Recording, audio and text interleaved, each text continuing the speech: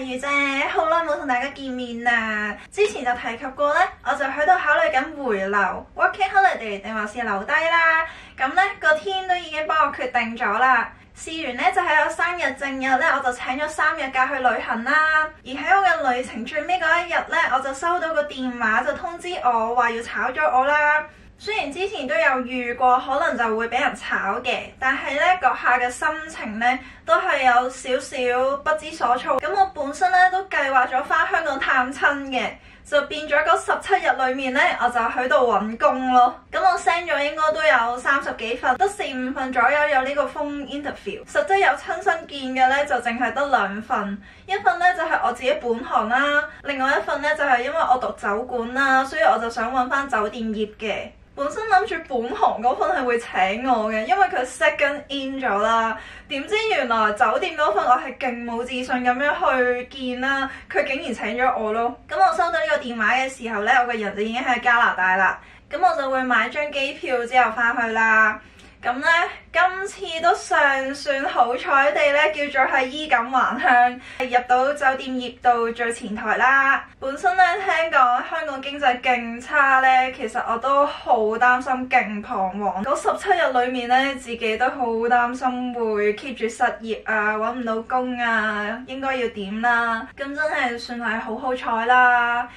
因為我 in 呢份酒店嘅時候呢，佢俾咗2份英文嘅情景題我，咁我呢啲英文字又串錯晒啦，跟住勁冇自信啦，我都冇諗過佢會請我。咁今次返去呢，我諗應該都唔會咁快走噶啦，就算幾難捱，我都會 keep 住喺呢一份工度做，拎翻多少少經驗先啦。老實講嘅，本身都有 plan 回流等 PR 啦返去，但係都冇 expect 過係會突然之間就要發生啦。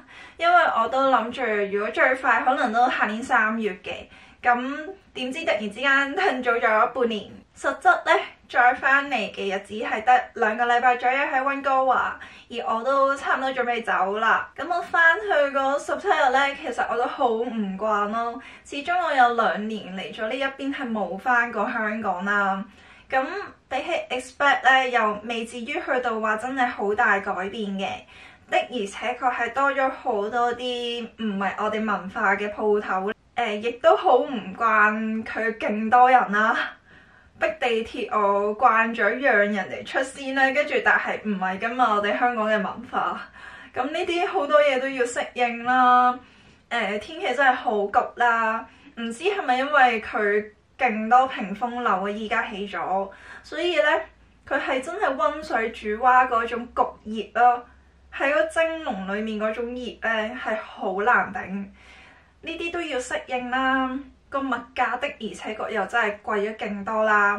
咁之前一直喺 Fresh 度睇到呢，就係失業率勁高，好多人揾唔到工，跟住可能講緊可能失業咗半年啊、1年啊咁上下時間啦。所以今次返去係勁驚。然後我喺呢一份炒咗我嘅呢度，其實我都做咗年幾啦。咁喺裡面啲人呢，其實我好似返咗去60、80年代嘅香港咁樣咯，因為佢哋啲觀念係勁封建啦，覺得你20幾歲呢，就要揾個人結婚生仔，去到20到尾呢啲年紀呢，就係年紀好大啦，好老啦，然後裡面啲人嘅文化就可能好似以前嗰一代咁樣，會有啲喐手喐腳嘅情況啦。跟住呢啲嘢係自己好彩嘅就係個崗位係可以離開少少，咁啊盡量避得就避。嗰種對女性嘅觀念呢，係真係去咗以前個年代咯。而慢慢喺呢年紀嘅浸淫之下呢，我都會覺得自己會唔會真係好老啊？返香港揾工好難喎，呢個年紀真係會變咗咁樣嘅諗法咯。Even 我就算講咗好多説話，希望呢啲人係會貼近返現代女性啲啦，但係佢哋就算有改變都好，都已經 cover 唔到我嗰種恐懼同埋焦慮咯。我係焦慮自己揾唔到工啊！一方面係呢個時勢真係好難揾工啦，另外一方面呢，就係佢哋嗰種觀念係有少少影響咗我，會覺得自己死啦！我呢個年紀揾工好似好大喎，會唔會唔請我啊？我講緊係我喺香港揾工我都驚喎，即係到依家今時今日坐喺度，我都仍然都仲係二字頭，但係呢啲人就搞到我有呢一種感覺咯。所以我見酒店呢一份嘅時候呢，我係帶住呢一份恐懼、呢份焦慮，個表現係勁差啦，我覺得。但係真係冇 expect 過佢會請我嘅。而另外一份 in 一兩次嘅呢，佢係有同我講話你最快幾時返工，佢哋係要人即刻返工啦。但係因為我要返嚟溫哥華嘅關係呢，所以我係冇得即刻返工啦，所以佢都冇請我。本身對呢間嘢呢都冇怨恨喺裡面，只不過係因為呢度啲人係咁樣嘅觀念，職場欺凌啊、言語欺凌啊、針對啊，其實間間公司都有噶啦，度度地方返工都係咁噶啦。我又唔係嗰啲討好型人格，我返工係唔會去做任何嘢，係想討好對方，因為我都係偏向比較直腸直肚嗰類人嚟嘅。咁有陣時覺得嗰啲説話收埋喺心上面咪算咯，所以我係好少出聲啦。不過我最嬲嘅嘢就係佢當初話要炒我啦，收到個 call， 然後呢，佢話會拎到 EI 嘅，佢會出嗰封 ROE 俾我啦。而我收到嗰陣時呢，我都冇懷疑嘅，因為我本身個 plan 就係，如果呢份工冇咗嘅話，我就會返香港揾工咯，我唔會留喺加拿大再揾工咯。所以一直以嚟都係覺得，冇咗呢份工呢，我就返香港，我係冇打算去呢一度拎 EI 啦。但係我之後再 check 翻呢一封 ROE 呢，佢裡面係寫住被解僱咯。哇！我嗰下真係嬲到我呢，嚟緊嘅日子呢，就係淡季啦，生意唔好，咁呢 suppose 如果要揾工呢，係好難揾啦，呢啲日子，仲要你出嗰封 ROE 呢，係寫被解僱嘅話，係好大機會係令到你唔可以拎到 EI 咯。我冇諗過裡面啲人再差都好，點樣去欺凌你啊？點樣講啲説話啊？啲人幾有問題，幾小學雞都好啦，我都冇諗過佢哋個心地可以歹毒到咁樣咯，即係諗住置你於死地先會咁樣做嘅。其實我唯一最嬲嘅就係呢個世界真係有好多呢啲心地唔好嘅人咯。咁好彩嘅就係我本身係一個好有 plan 嘅人啦，大家都知道我有3個 plan 喺裡面，咁只不過係順住個 flow 去到呢一步啦，個天要我走啦，咁我就揀呢一個 plan 咁解嘅啫。我嚟咗2年，有年幾嘅時間都喺呢一份工度啦。我最大嘅感受就係一間鋪頭呢，個品牌幾靚都好， product 幾好都冇用，你嘅 management 做得唔好呢，都係會死嘅咋。淨係食住老字號個品牌呢，老實講唔會撐得好耐咯。喺呢份工最大嘅得着就係咁樣，每一樣小嘅細節都係關乎於個 management 事啦。而呢啲咁小嘅細節就係可以影響到成間公司嘅運作同埋生意率咯。世界不公義嘅事實在太多啦，全部都未必會拎得到公道。喺成個世界嚟講，呢啲嘢只係好普遍嘅事。今次走得咁急呢，我都係會有唔捨得去裡面啦。始終我嚟咗都2年啦，但係一諗到呢，嚟緊就係雨冬季，一方面呢係好難揾工啦。如果我雨冬季留喺呢一度，日日都喺屋企漚呢，真係我嗰啲 SAD Seasonal Affective Disorder 咧又會出現啦。喺呢一度要度過呢個寒冬，望住呢4幅牆呢，係絕對冇可能嘅事。好老實咁講啦，就算我10年後翻嚟溫哥華呢個地方，我都唔覺得佢會有太大嘅改變，因為呢個地方發展得好慢啦，而嗰種節奏同埋生活模式就係退休咯。我呢2年嘅時間，一開頭呢就係冇晒私人時間，仲要揾得少過香港啦。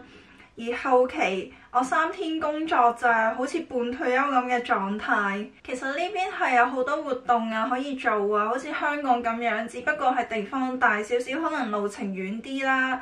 但係其實每樣嘢都係計緊錢咯，所有嘢都係我唔係好諗得到有啲乜嘢係平過香港。喺呢個年紀嚟講，我真係唔覺得要花太多嘅時間喺度退休咯。除非你已經係到咗退休嘅年紀，已經生活無憂啦，追求安穩穩定，亦都唔需要再擔心任何嘅嘢，咁就好啱呢一度咯。所以未來退休可能會喺呢一度嘅夏天翻嚟2個月度假咁樣咯。因為呢度嘅冬季真係日日都落雨，烏雲密佈，我真係唔係好適合呢一啲天氣。呢度嘅稅制根本都唔係好鼓勵人哋上進，你越揾得多過人哋呢，佢個 percentage 就會越高啦。你揾得越多，做嘅嘢越多，你嘅職級越多，你交嘅稅亦都會越多。扣完稅之後，同你嘅下屬或者其他人唔係差得好遠㗎咋，仲要冇晒嗰啲乜鬼嘢牛奶金啊，嗰啲福利啊，嗰樣嘢啦。所以其實呢個國家唔係真係咁鼓勵人哋上進咯，只係鼓勵人哋退休。我已經覺得我呢個年紀係唔係好適合咁早退休住咯。even 係半退休都唔係真係咁適合喺我呢個年紀出現咯，呢個模式。所以我覺得翻去香港 keep 翻我嘅嗰種 power、嗰種活力、嗰種動力係好重要咯。如果你習慣咗呢一種懶散嘅話呢，真係都幾大鑊啊！我覺得，由於呢一邊咧真係好多種族啦，所以其實對自我嘅白色恐怖咧，比起喺香港咧，我覺得係更加嚴重咯。講真，過到嚟有幾多個人係真係堅持到唔用其他嘅 app 咧？冇數據統計啦。如果講下一代，喺呢一度佢哋嘅 high school 咧，係的確學得翻母語，學得翻我哋廣東話繁體字啦，有得揀嘅。但係對於下一代，佢哋嘅家鄉、佢哋嘅屋企都係加拿大，已經係加拿大人。父母嘅屋企、父母嘅家鄉，其實嗰種 connection 就係可能每年翻去1個月嘅度假咯。所以其實如果喺呢一邊對孩子嘅未來教育嚟講，你要有心理準備，你嘅下一代就係加拿大人咯，同香港唔係真係咁大關係。對我嘅 case 而言呢，我就會 prefer 自己可以兩邊飛下咁樣咯，得閒飛下呢邊，得閒飛下嗰邊，咁樣對我嚟講就係唔會悶啦，亦都係會比較啱我嘅選擇咯。真係決定翻去嘅時候呢，就會有唔捨得啦，跟住翻嚟2個禮拜呢，又好期待我喺香港嘅新工喎。可能翻到去之後呢，又會好掛住呢一邊。人就係咁矛盾噶啦，所以我覺得兩邊飛下呢係最啱我。而我父母下年都70歲啦，咁我冇可能撇低佢哋咁多年。而我覺得未來如果要1年翻去1次咁樣探佢哋呢，我係接受唔到噶。老實講，即係雖然喺香港大家住埋一齊，未必有我哋分開咁 sweet 啦，但係至少喺身邊，大家唔出聲，可能都好過我咁樣人在異鄉。呢樣嘢係我一直見到啲老華僑1年先翻去1個月頭。如果套落喺我自己身上，我諗過好多次，我都係接受唔到咯。即係數得出㗎喎。即係1年翻去1次，我當最多咪20年、30年。喂，人生只係得翻20至到30次見面嘅時間，我真係好難想像。好得意嘅人就係好犯賤，即係你離開咗溫哥華，你就會發現溫哥華嘅好，而離開咗香港就會發現香港嘅好。咁當然係會調轉啦，而你身處喺嗰個地方，你就會睇到佢嘅唔好咯。咁個世界就係冇一個地方係完美嘅，而我覺得自己呢係比較適合兩邊走，即係唔可以留喺一個地方太耐。我2-3年之後翻嚟呢，我一定唔會再打華人工。如果揾到西人嘅公司呢，可能都會翻工。但係我限自己喺呢2-3年嘅時間，我一定要實行到呢個3% rules。可能好多人都會覺得天方夜譚，但係我相信自己會做得到。而喺呢一邊打工呢，不論係法律上面啦，啲公司係會點樣做啦，全部嘅情況都係勁 worse。所以喺加拿大打工係絕對唔係一件好事。你一係就賺夠錢過嚟退休，你一係呢就有自己嘅 business 或者做自僱，最好呢，你就係有啲技能，所有嘅教學類型啊，或者一啲手作類型嘅嘢啊，總之係勞動性或者要落手落腳做嘅一啲技能咯。如果你冇嘅話呢，你喺呢一邊齋打工呢，又會俾人刻薄，俾人剝削，工作環境又未必會好啦。真係好睇你彩數揾到啲咩工翻嚟。所以喺加拿大呢，打工絕對唔係一個出路。咁我咁多年都係打工仔。不過我覺得唔可以俾自己咁樣咯。喺呢邊扣完稅之後，大家都差唔多。以呢一個人工同埋職業前景嚟講，仲有呢個職業嘅滿意度係咪真係咁可取呢？呢樣嘢應該都係最重要嘅一個因素，決定你留低喺呢一度嘅未來。而批咗 PR 之後，其實都要翻嚟啦。咁個目標一定係入籍㗎啦，拎 passport。如果未來想兩邊走嘅話，一炮過離開咁多年，先至再返香港呢，個難度一定係比起可能我呢段時間返去一排，跟住再返嚟呢，係會難度高好多倍啦。所以我覺得係時候真係要返去一排咯。雖然我由細到大對錢字呢都唔係真係咁執着。但係你要生活，你一定要講錢咯。而你喺加拿大揾少咗嘅錢，如果你係將嗰嚿錢適當你錢滾錢嘅話，你嘅回報係會更高。真係有啲時間係追唔翻就係追唔翻。加上喺香港其實根本都唔承認你嘅海外工作經驗啊。老實講，正如加拿大其實都唔承認㗎，係把口話承認啫。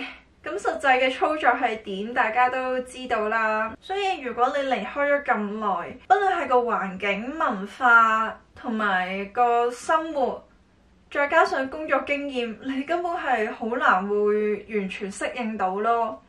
或者你要 pick up 翻以前個水平係會更加難。喺加拿大嘅生活其實就係退休啦、穩定啦。難聽啲講呢，就係零競爭、冇上進心。亦都冇動力嘅。喺溫哥華呢個 city， 除咗好 warm、好大愛、好包容，其實真係冇乜活力咯。而呢邊流行嘅文化就係一份工打幾十年，咁又冇流動性啦。又唔興跳槽。如果你太 jumpy 咧，佢係會覺得點解你做唔長啊？喺我哋呢啲仲係20幾歲去到30幾歲呢啲年紀，係咪真係適合喺一個咁樣嘅環境裏面工作呢？難聽啲講，喺呢一邊如果慣咗嗰種工作模式嘅悠閒嗰種 hea， 或者慣咗俾啲華人剝削，日日當狗咁鬧，咁呢一種 toxic 嘅情況，或者呢種咁懶散嘅情況，習慣咗呢樣嘢嘅話，你到時真係翻去一啲比較競爭大啲，或者流動性高啲，需要勤力少少嘅地方，唔好講香港啦，或者其他地方，總會有啲地方係要咁樣啦。你唔努力向上，你係唔會得到更多嘅。咁如果你再出翻去嘅話，你係好難適應，或者你根本都已經適應唔到咯。OK， 依家仲係20幾、30幾歲，仲係好後生，可以有青春浪費。咁但係你嘅未來係點呢？所以其實你一係就有能力賺到錢，你退休養老有一個地方住，你唔需要擔心你嘅未來，咁就可以咁樣選擇。但係如果你要考慮到長遠少少嘅話，除咗要拎個 passport 入到籍，要喺呢邊生存到之外，你都仲要考慮到你嘅未來可以點樣。而呢一刻喺呢一度發展，又係咪真係帶到一個未來俾你，一個希望呢？對我呢個 case 嚟講，我就會覺得翻去2-3年，然後都係要交稅俾加拿大啦，雖然。但係我覺得至少會有種動力去 pick up 翻一個比較急速節奏嘅環境，唔會再係好似退休跟住放假又喺屋企唔知做乜，煮飯洗衫做家務睇 YouTube， 我有陣時剪下片啦，仲有啲咩啊？或者出去一啲根本唔係好啱自己嘅圈子裡面去 explore 一啲新嘅人去認識。哇！嗰種程度真係勁攰，唔係講笑。同一啲唔適合嘅人講嘢呢，消耗自己嘅能量，寧願自己一個人仲好。而我喺呢一段時間都 keep 住收我自己個心啦。除咗多咗時間去調節自己個心，去 upgrade 自己嘅心靈，或者睇 YouTube 學多啲嘢之外，除咗呢啲，喺呢邊要揾未來，暫時都仲係好遠咯。而喺呢一個仲未係太多聯繫喺呢一邊嘅呢個 moment 翻去，我覺得係最好嘅選擇。雖則我翻到香港之後係勁唔慣啦，咁我都用咗7日嘅時間去 pick up 翻，我喺香港，跟住咧慢慢就覺得，我好似冇離開過，已經唔記得咗溫哥華呢個地方。咁但係嗰種唔慣係啲乜嘢呢？我有寫低嘅，好多人好逼啦，啲人好冇禮貌啦，成日好似想撞過嚟咁樣啦。然後呢，有好多呢，有一群打橫行嘅人啦，搞到你冇路行。而呢一個地方呢，其實係好惡人當道，聲大夾惡呢，橫蠻無理呢，就係啱噶啦，即係。講緊普遍我喺社會上面喺路上面嘅觀察一啲公眾地方啦，而我呢，其實呢2年喺呢邊已經變到好靜，回復翻我細個嘅時候咁樣咯。所以你要我開個 cam 講嘢，我係哇掙扎咗好多日我先至夠膽。但係我覺得呢，無論如何都好，我過嚟呢2年，我覺得都要俾呢一個移加冒險嘅 Chapter 1要有個 The End 咯。而我嘅 Chapter 2係幾時呢？我都唔知㗎，但係到時我相信我都會再拍嘅。而我未來嘅方向，我嘅 channel 都會 keep 住係鋪旅行片咯。咁對我嚟講係一個記錄生活啦，記錄我嘅旅程，呢啲嘢比起我嘅 view 數啊、分紅啊更加緊要咯。咁冇人睇都唔緊要嘅我。而香港人本身都有個特性，就係好勢利、好功利、好物質主義。呢樣嘢都係我超級唔慣，由細到大都唔慣嘅啦。而我嚟咗呢邊2年之後翻去再睇翻呢，就更加大感受啊！而個網絡風氣我就最驚，喺 Face 度成日見到人哋無啦啦出個街搭個交通工具都俾人影相 po 上去，真係好癲啊！真係如果大家有嚟過呢邊就會發現啲人嘅公德心係超差啦。即係講緊溫哥華，即係可能坐個地鐵或者巴士，佢哋隻腳可以晾到上去人咁高啦，會踩上啲凳度啊之類啦，其實係好普遍咯。我都勁唔中意咁樣嘅，但係都已經變成習慣，只能夠講呢邊嘅大愛同埋包容度係好高咯。反而過到嚟好似我哋先係唔正常咁樣，佢哋呢一類人係勁多，咩人種都係。而香港嘅網絡風氣真係變到勁戾氣啦，好多都係睇唔起人或者攻擊人嘅説話。而呢啲咧都係會令到我覺得好窒息啦。even 係我喺第二度見到都好啦。如果我再翻去香港，現實啲人都開始好重嗰種戾氣同埋怨氣，我都明白點解會係咁嘅。但係成個 city 都充滿住呢一種氣氛，係好難受啊！我都好希望個社會係可以變翻開心少少，有翻少少正能量，但係唔容易嘅真係。坦白講，不論加拿大定係香港，都係難揾工㗎啦。只不過係基於呢個語言嘅限制之下，我覺得自己喺香港揾工係會容易啲、快啲、好啲，同埋唔需要再受啲華人鋪嘅一啲舊年代嘅思維，同埋一啲喐手喐腳嘅文化，去令到我嘅工作環境同埋嗰種心理壓力同埋 mental health 會變得唔健康咯。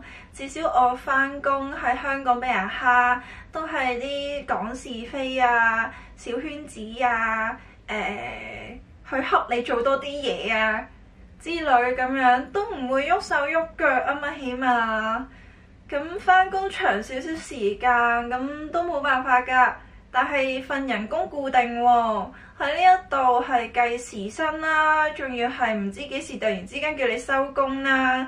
So far 我呢年幾呢一份工係好固定咁樣返8個鐘，咁跟住中間有2個幾鐘落場，實質返工計埋落場其實都成11個鐘咁上下㗎啦。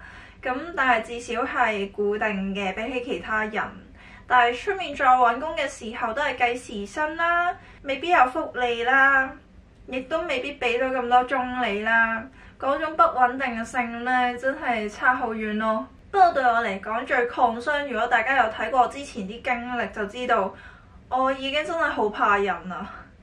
我係唔會再喺加拿大度打華人工咯，絕對唔會。我寧願使自己啲錢，使我自己啲積蓄，我都唔會再揾㗎啦。一係就揾翻西人工，但係我嚟到咁耐揾工，我都有 send 過 CV， 但係都冇約過見工。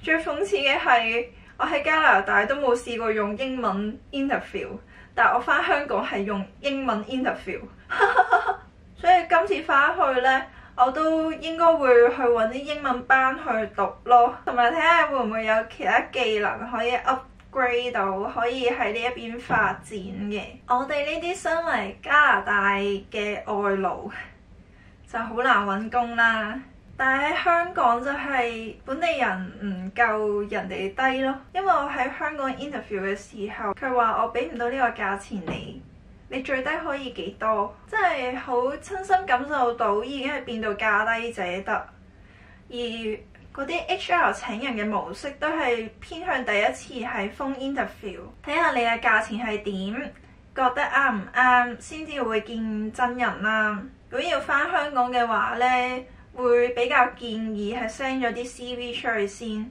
因為佢第一下佢都係會打電話俾你去 phone interview 嘅啫。咁我都係好坦白同佢哋講我個情況，就係我要翻去加拿大3個禮拜，跟住先至再翻嚟香港，所以都冇 expect 過係真係翻到嚟就有 offer 俾我。咁我都冇 expect 過會咁啦，我亦都好期待我嘅新生活。入去一個海景嘅地方，山卡拉咁遠，咁我諗架車都唔會好多人啦。咁會比較適合我多啲啦，因為我已經係好怕人，本身都好怕多人嘅地方啦，跟住我過到嚟呢邊更加少人，跟住翻到香港真係好恐怖啊嘛，搞唔掂。我諗呢2年最大嘅得着呢，就係我居然窮到夠膽去投資。10幾歲嘅時候見到啲朋友就係好叻去玩投資股票啦，跟住我冇諗過過咗咁多年，成10年有多啦應該，我都真係冇諗過會嚟到溫哥華。呢2年嘅經歷係會令到我夠膽去掂呢樣嘢咯。而對我嚟講，我覺得算係一個最大嘅得獎。已經遲過好多人啦，已經。但係好多時候就係你呢一刻係你最好嘅選擇，就算俾你係之前去做到呢樣嘢都好，都未必係最適合你咯。而另一方面喺香港嘅文化就係，可能你有一副善心，但係你唔識得點樣去表達咯，同埋唔識得點樣去主動啦。因為比較上我哋亞洲文化都係比較內斂啲，而嚟到呢一邊呢，真係好主動、好大愛、好包容，讓座嗰啲根本係每一日嘅日常嚟嘅咋。落車同司機講 thank you 啦，會同人打招呼啦，呢啲好大愛嘅 culture 咧，好深深咁樣感染到我都已經成為咗呢種人啦，會更加識得點樣去表達自己，即係想對人好，唔會再吝嗇，唔會再收收埋埋咯。咁但係我相信翻到香港之後，又會變翻之前咁樣比較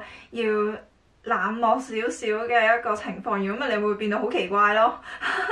然後普遍啲人都係會有禮貌啲啦。哇！呢樣嘢就係最難適應啊，喺香港。所以我嚟緊份新工入去山卡拉嘅地方呢，呢樣嘢相信都 OK 唔錯，因為接觸得少啲人呢，嗰種落差呢就冇咁大啊嘛。我出得呢條片呢，應該預咗有好多啲外加力或者反對回流等 PR 嘅人會出現啦。咁我都已經有心理準備嘅啦。雖然我個心理狀態係未有咁多嘅 power 去面對到呢啲事啦，咁但係我覺得我嘅而家冒險係需要一個 ending， 第一個 chapter， 所以我點都要拍呢一條片。而我由始至終去決定呢件事呢，我都係諗住入到籍拎到 passport， 跟住先至再兩邊走或者決定到底我係點啦。所以我回流等唔係放棄，只係暫時俾自己休息一下，歇一歇。而我呢2年嘅經歷呢，我都好相信如果我唔返香港住呢，應該個 SAD 係會越嚟越嚴重，同埋我嘅心理未必會承受到啦。已經返去見翻多啲人，識多啲唔同新嘅人，翻一份新嘅工，希望自己可以對人 pick up 翻個信心，同埋夠膽同翻人講嘢咯。我對自己嘅人生每一步棋我都係唔會後悔，所以我係唔會後悔嚟咗呢一度，亦都唔後悔遇到呢啲人同埋呢啲事，因為冇呢啲經歷都唔會構成未來或者而家嘅我咯。雖然暫時嚟講 Chapter 1呢唔係真係咁開心啦，亦都唔係遇到好多好嘅經歷，不論呢啲人係好人定壞人，我都好感激有呢一個旅程，因為每個決定、每一步、每遇到嘅嘢，全部都係一個成長。而我早前去咗好幾個 city 啦，咁老實講嘅，溫哥華除咗日日都落雨之外，係真係交通方便過其他 city 好多，啲人大愛好多。雖然對比起 Toronto 嘅話呢， Toronto 係會比較有活力啲啦，咁但係比較上亦都會感覺到冷漠少少。而溫哥華呢，就係普遍超大愛，交通工具都已經超互助、超大愛。嗰種人情味會濃少少，但係我最抗傷我呢啲冇車嘅人呢，唔係好想買車咯，真係。可能真係得溫哥華係會比較啱我呢啲冇車嘅人，所以我再翻返嚟加拿大嘅時候，我都唔係好決定到我自己會喺邊度咯。但係可惜嘅係，當我再回頭看呢2年嘅經歷，只會諗翻起呢啲唔好嘅人同埋事。喺最後呢，我就寫咗一封信啦，俾移咗民嘅人。可能係趁後生見到有機會，可能為咗自由，可能連個地方係咩樣都唔知，執好咗行李，同香港嘅屋企人同埋朋友道別之後，一個人嚟到陌生嘅世界，要揾工住宿，要整好多移民嘅申請手續，麻煩嘢，可能會經歷失業，揾極都揾唔到工，連面試嘅機會都冇，可能揾唔到本行，工作嘅滿足感低，可能遇到俾人呃中唔出糧、欺凌、體罰、非禮，可能揾唔返以前嘅人工。可能遇到好多麻煩嘅 roommate 好污糟，可能一齊嚟嘅朋友或者情侶因為同居或者移民嘅壓力而講永別，可能遇到人生嘅另一半而結婚，可能遇到人渣玩感情，可能好勇敢咁樣出去識陌生人，以前喺香港都唔會，可能遇到背叛、呃錢、呃感情，可能發現呢個世界係冇人明白自己。或者想打去生命熱線揾人傾下嘅時候，結果發現係冇人聽電話，或者只係敷衍你，或者用 ChatGPT 用到已經冇用，都調節唔到自己個心理狀態。到頭來發現能夠救贖到自己嘅只有你自己。